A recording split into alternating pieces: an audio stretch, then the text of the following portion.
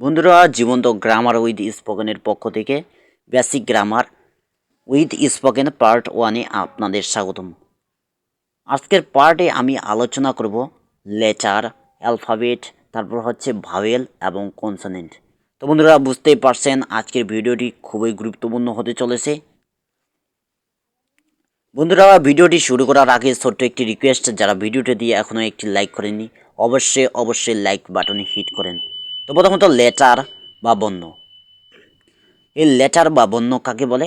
মানুষ মনের ভাব প্রকাশের জন্য যেসব সাংকেতিক চিহ্ন ব্যবহার করে তাদের প্রত্যেকটিকে লেটার বা বর্ণ বলে। মানুষ মনের ভাব প্রকাশের জন্য যেসব সাংকেতিক চিহ্ন ব্যবহার করে তাদের প্রত্যেকটিকে লেটার বা বর্ণ বলে। তো বিষয়টি আমি বুঝিয়ে দিচ্ছি।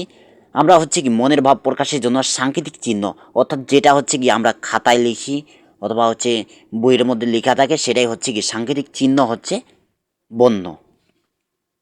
আর ধ্বনি হচ্ছে আমরা মুখ দিয়ে যেটা উচ্চারণ করি সেটা হচ্ছে ধ্বনি। তো বুঝতে পারছেন বিষয়টি। তো ইংরেজিতে লেটারগুলো হচ্ছে যেমন এ বি সি ডি ই ইত্যাদি। তো ইংরেজিতে এর লেটার বা বর্ণ রয়েছে 26টি। ইংরেজিতে লেটার বা বর্ণ রয়েছে 26টি। তারপরে রয়েছে অ্যালফাবেট, বর্ণমালা। তো বর্ণমালা কাকে বলে? অ্যালফাবেট কাকে বলে? বর্ণের সমষ্টিকে, অর্থাৎ লেটার এর সমষ্টিকে অ্যালফাবেট বা বর্ণমালা বলে। লেটার এর সমষ্টিকে অ্যালফাবেট বা বর্ণমালা বলে।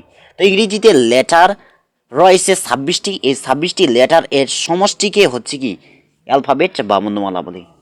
ইংরেজিতে যেই 26টি লেটার বা বর্ণ রয়েছে, এই 26টি লেটার বা বর্ণের সমষ্টিকে বর্ণমালা বলে। তো 26টি লেটার আমি প্রনাউন্সিয়েশন সহ আপনাদের সামনে উপস্থাপন করছি। এটা হচ্ছে A B C D E F G H I J K L M N O P Q R S T U V W X Y Z. তো এই 26টি লেটারকে উচ্চারণের নিয়ম অনুযায়ী দুই ভাগে ভাগ করা যায়। 26টি লেটারকে হচ্ছে কি উচ্চারণের নিয়ম অনুযায়ী দুই ভাগে ভাগ করা যায়। এগুলো হচ্ছে ভাওয়েল আর দ্বিতীয়ত হচ্ছে কনসোনেন্ট।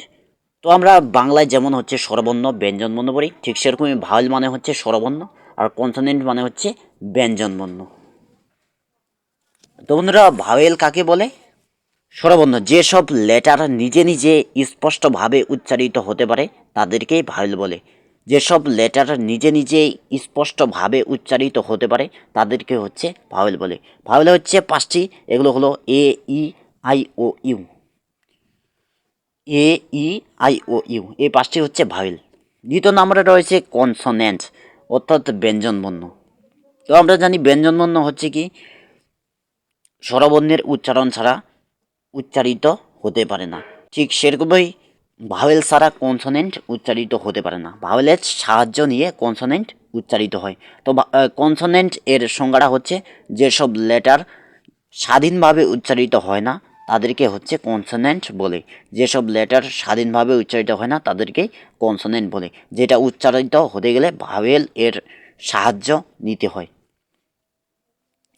তো ভাওয়েল বাদে এ ই আই ও ইউ বাদে বাকি যে 21টি লেটার রয়েছে এগুলোকেই হচ্ছে কনসোনেন্ট বলে। তো বিষয়টি বোঝার জন্য আমি এক্সাম্পল সহ আপনাদের বুঝিয়ে দিচ্ছি। তো বি বি উচ্চারণের জন্য কিন্তু আই এর প্রয়োজন হয়, অর্থাৎ বি আই ইকুয়াল হচ্ছে বি। ঠিক সেরকমই ই ই আই ইকুয়াল হচ্ছে ই। তারপর হচ্ছে খে কে ই ইকুয়াল হচ্ছে খে। তারপর হচ্ছে এম এ এম এম। তো বুঝতে পারছেন এগুলো উচ্চারণের জন্য অবশ্যই ভাওয়েল এর প্রয়োজন হচ্ছে এবং ভাওয়েল ছাড়া এগুলো উচ্চারিত হতে পারতেছে না। তারপর আরেকটা বিষয় রয়েছে সেমি ভাওয়েল। এগুলো হচ্ছে কি ডাব্লিউ এবং ওয়াই। তো এগুলো হচ্ছে ভাওয়েল অথবা কনসোনেন্ট উভয় হিসেবে ব্যবহৃত হতে পারে, তাই এদেরকে বলা হয় সেমি ভাওয়েল। এগুলো হচ্ছে ডাব্লিউ ও ওয়াই। বন্ধুরা, আমি বেসিক গ্রামার উইথ স্পোকেনের ভিডিও পার্ট অনুযায়ী আলোচনা করব, যার মাধ্যমে আপনারা খুব সহজেই স্পোকেন ইংলিশ শিখতে পারবেন। তাই বন্ধুরা, এখনও যারা আমার চ্যানেলটি সাবস্ক্রাইব করেননি এখনই সাবস্ক্রাইব করে পাশে থাকা বেল আইকনে প্রেস করে দিন, যাতে নতুন ভিডিও আপলোডের সাথে সাথে সবার আগে আপনার কাছে পৌঁছে যায়। So viewers, that's all today. We'll be see you on the next video. Thanks for watching.